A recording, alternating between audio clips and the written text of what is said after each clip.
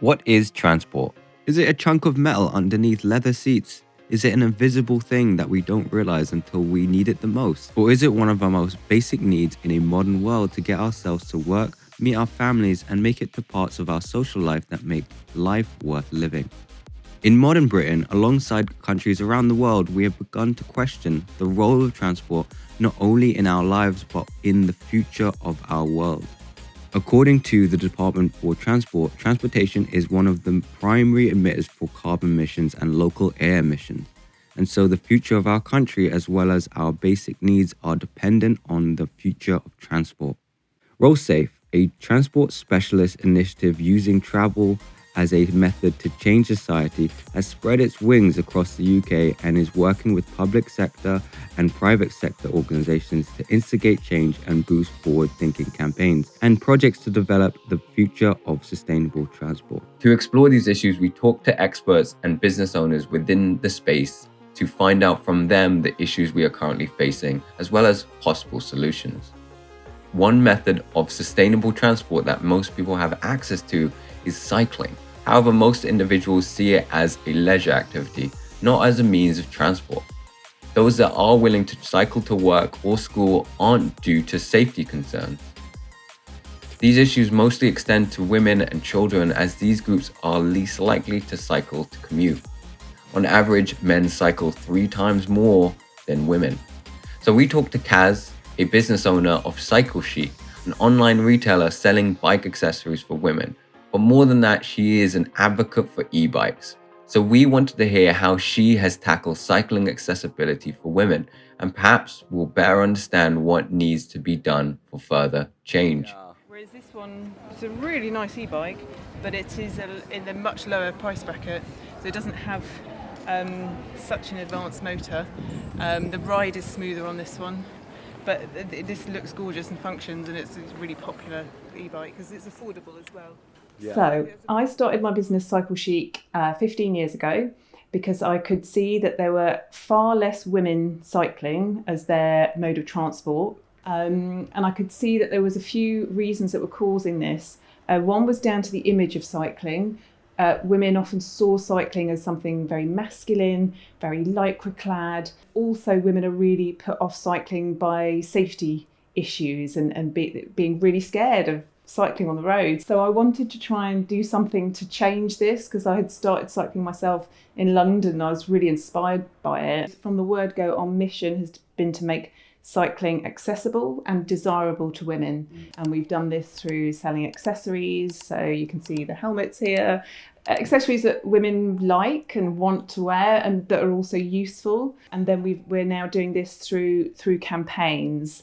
And our current campaign is She's Electric. So this is behaviour change campaigns to sort of really significantly help women over these barriers, particularly in Kent. And people are stuck in car habits, without a doubt, because the infrastructure is laid out for cars. So I think there is a difference in that you have to try and find different ways to show that actually some of these journeys could be done by e-bike as opposed to car. There's car bikes as well. It's like they're just in a really low gear and you can't really change it. So you feel like you're not getting anywhere, or you feel like you can feel a bit out of control. Yeah, and it's when you're going fast, and it's just like, it's just spinning, and it's like, and it doesn't feel right. But this feels good. I'm not fun, and I'm going faster. So I like that. A new rising method for sustainable transport is e-scooters. While similar to e-bikes in some regard, these vehicles don't share the same regulations, as private e-scooters are not legally permitted to be used in public spaces. But the UK government has allowed for a trial of rental e-scooters to be used at various cities across the UK. This allows people without knowledge of riding a bike to be able to travel easily around a dense city. Even though private e-scooters are not permitted, there are still hundreds of people around the UK still using them to travel, often travelling for work. We spoke to Thomas, a professor at University of Dundee who has worked with Rollsafe previously to help produce a report of benefits and safety concerns of e-scooters. So we wanted to find out more about this new emerging transport option and how it may benefit lower income individuals the most.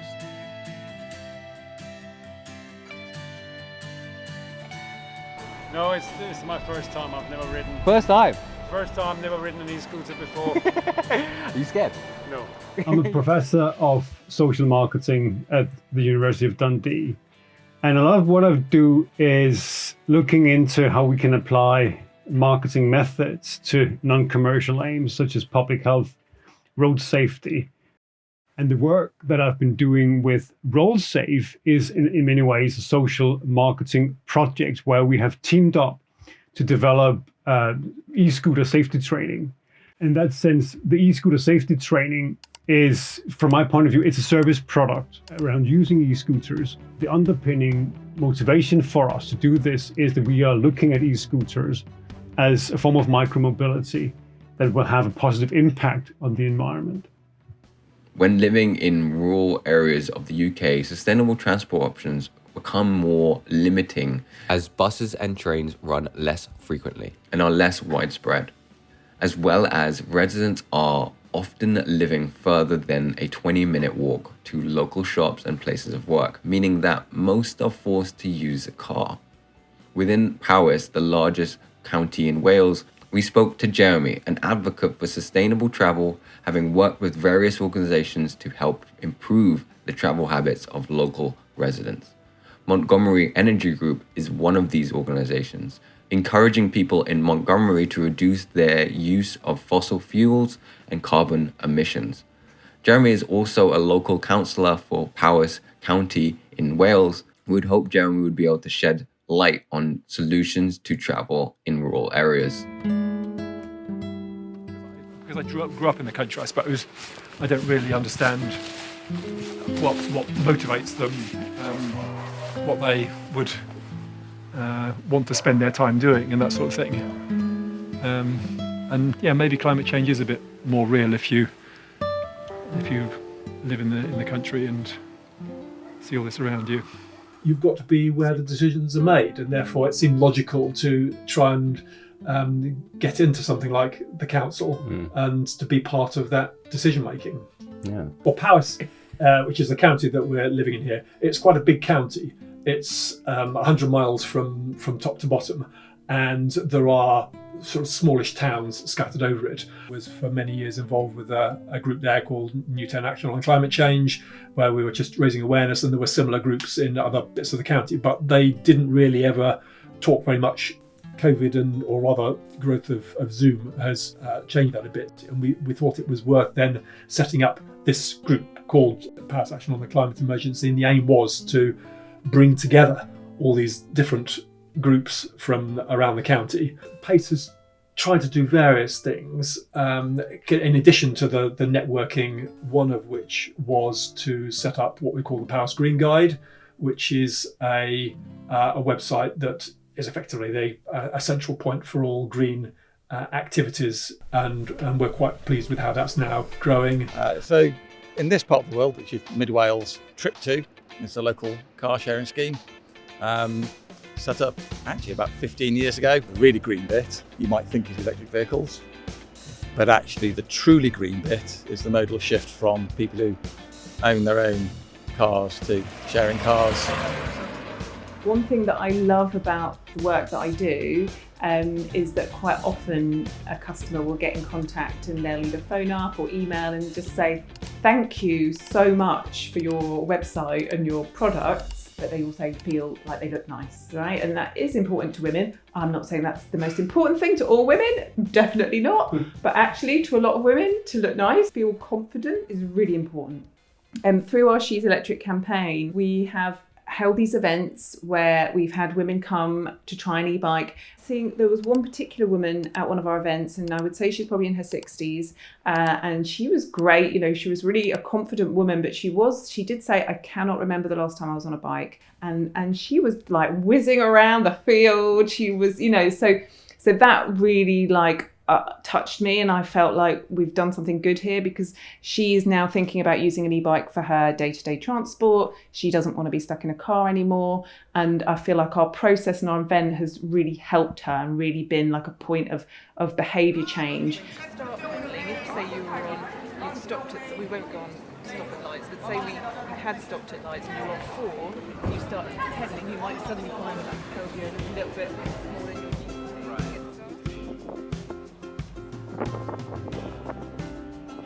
to. So e-scooter safety obviously is important. It's both important in terms of rider safety, but it's also very important in terms of the safety of others. And it's also very important in a more kind of political context, because at the moment in the UK, we have e-scooter trials. And those trials are there to gather or collect an evidence base to inform the political decision as to whether e-scooters should be legalized or banned. And understanding the issues around safety, obviously, is one of the kind of driving motivations and concerns the politicians will take into account in terms of making that ultimate decision. So we need to understand that, and we need to market that. I came to e-scooters with a normal prejudiced view of them being for fun. So e-scooters are there as a joyride.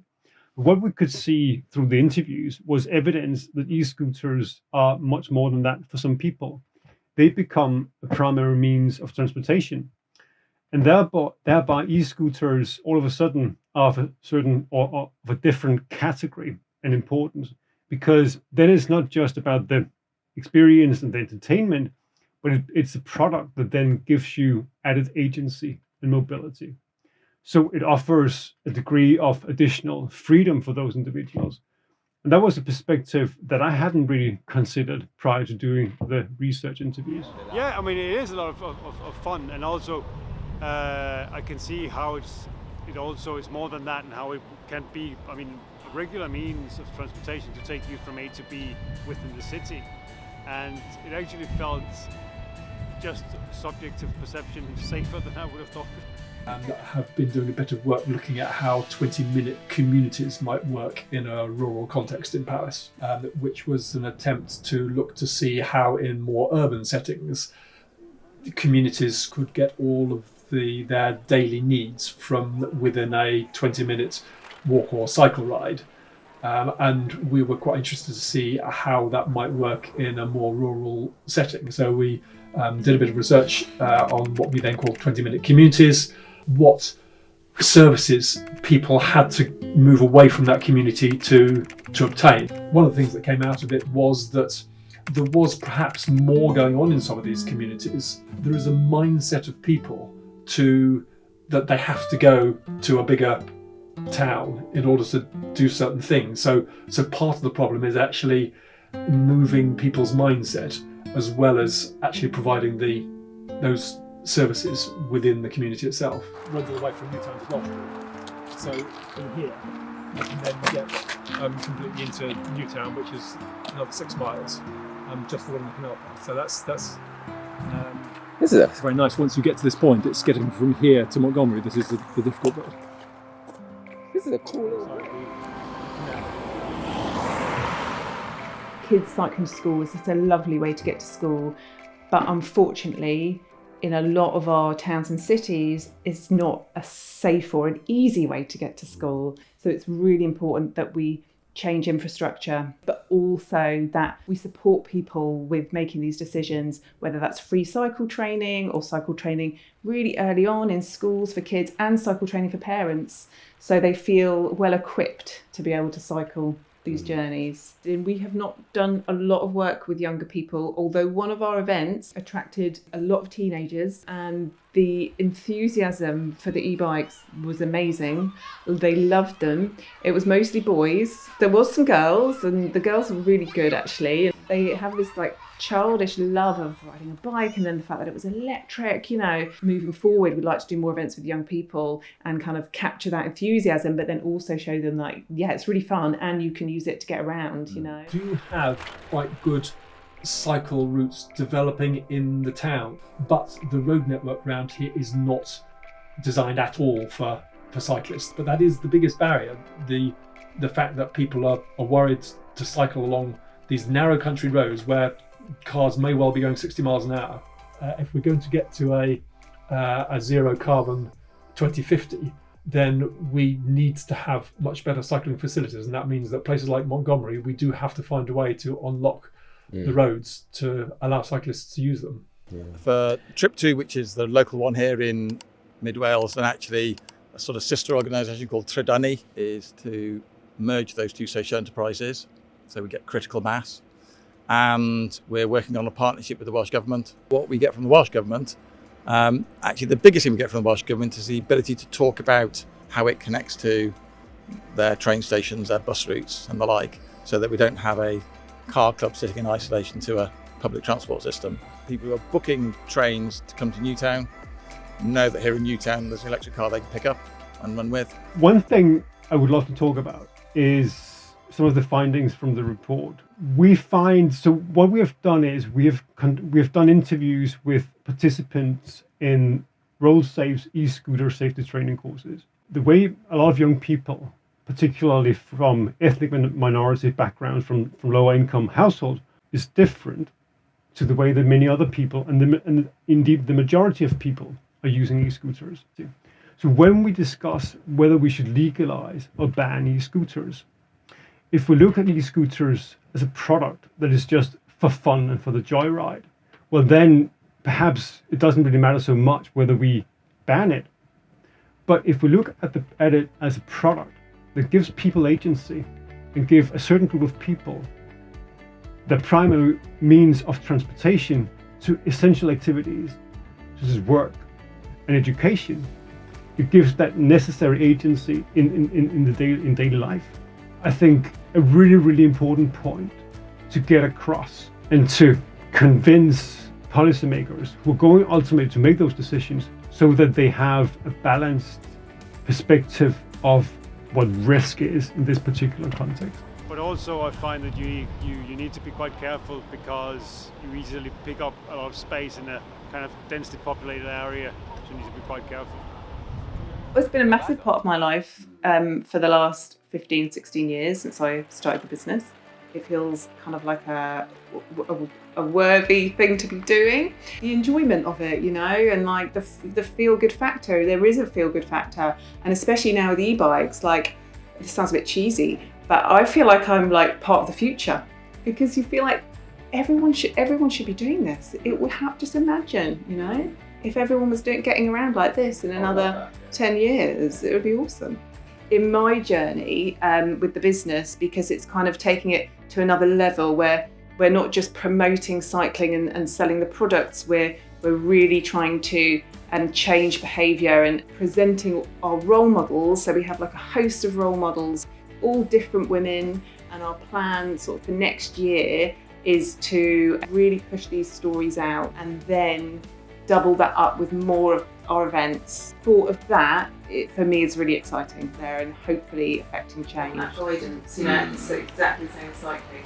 They want someone to tell them the best way to do it, give them those tips. I mean, I would like that with an e-scooter, because I had a go on one and I was like, oh, it's quite fun, but if someone said to me, this is exactly how you should stand, and then this is how you should sort of brake and control throttle, I would find that so useful. The other essential for rural areas like this is public transport, and we have to massively grow the public transport as well, because in a geographical area like this, where you've got things that are fairly widespread out, so we have to increase public transport, make it more attractive, make it so that it isn't made out to be the sort of last resort, so that we just need to change the way people think. If everyone does start thinking more about carbon and climate change, I think we can change public attitudes to things like public transport so that it is seen as the acceptable way of travelling. There's a number of different schemes like Dial a Ride. There's what are called flexi buses and Book a Bus, which are all different ways of trying to adapt public transport to be more responsive to what people actually need. And so yes, all those services need to be made more prominent, and to find which works best in which particular circumstance. Yeah, I definitely agree. See, I'm sorry about the poor apple crop this year. Very badly. I have to say, apologise for that. And we've got almost no plums at all. It's fine. In fact, we've not really had any plums since we moved here, so plum trees don't seem to like it around here. It is great. The wider implications for sustainable transportation for marginalized groups, building on our expertise and our research, I think actually is a very kind of general insight that we quite often assume what are the issues at stake within a certain user group, a certain community. But those assumptions quite often turn out not to be the case. I hadn't realized that e-scooters actually was something that would be used by some people as the primary means of transportation. We have to do more qualitative studies with these user groups to understand how they use different means of sustainable transportation, what are their interests, and how we can help them to support them with this particular specific needs that they have. And unless we understand those specific needs from the point of view of the individual marginalized user group, we will not be able to design sustainable solutions that would have the right impact. At this point, I mean, somebody may have tampered with it, so it felt like it didn't go particularly fast, but that's probably just me. Right. Cool. Cheers. I would like people, particularly women, to take away the fact that it really could be for them. It really could be a way for them to get around, and that could be also really enjoyable and really fulfilling. And I hope those women will check out our campaign, She's Electric, get involved, come along to an event, come and have a go and have a chance to change your transport habits. And so for 2024, our next phase of She's Electric, we are firstly looking for brand partners, so e-bike companies or any business that's interested in furthering sustainability in transport to be partners on our campaign and sponsor our campaign and create a platform and some really engaging content of these women that have been enabled through electric bikes. We want to put more events on, like the events we did in the summer, which we know really worked. We know that women went away wanting to buy an e-bike, and we connected some of those women with companies to buy e-bikes. So like I say, we can not only give women this first experience, but then we can sort of connect them with other services that might help them moving forward. So it's a combination of travelling more efficiently, but also being able to have more services where we can access them on bike and on foot, so we don't have to drive so much, so that we don't use our cars. And Zoom is perfect for that, so we're not commuting nearly as much as we were. And it's not going to be just one solution that solves everything. It's going to be a combination of solutions, but a combination of electric bikes and public transport and moving services closer to where people actually need them, and using video conferencing. We ought to be able to drastically reduce the amount of driving in private cars that we do around the county. What government can do, and part of the reason why I joined the council, is because the council can be a significant influencer, because it basically does engage with every resident in the county and every business in the county. It means that although the council at the moment just provides public transport, but it doesn't promote public transport. And so what I'd like the government and the council to do is to be better at actually promoting these services, not just providing them. That we have this user group of ethnic minority users from lower income families who are using e-scooters in a way that we hadn't anticipated as a primary means of transportation. What we do not know is whether this is just an isolated finding or whether it's something that is replicated across the other trial areas in the UK. Then our recommendation is that we need to do large-scale ethnographic studies with these user groups across the UK to understand whether this is a replicated pattern of use amongst this user group. What I would really like people to take away from this video is to think about sustainability in a more open-minded and broad sense, and that sustainability may not mean the same to different people. So what is a good sustainability solution for one user group may not be the right solution for another group.